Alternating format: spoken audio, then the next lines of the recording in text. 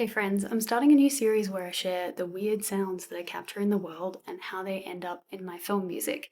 This is a technique called music concrete or found sound, and I've been doing it for a very, very long time. So, this is an example from 2016. It's a film called Shiloh, and the film had a time travel element. We needed a sonic marker to show that the main character was sort of tumbling through time, kind of like this weird thing pulling you through a wormhole.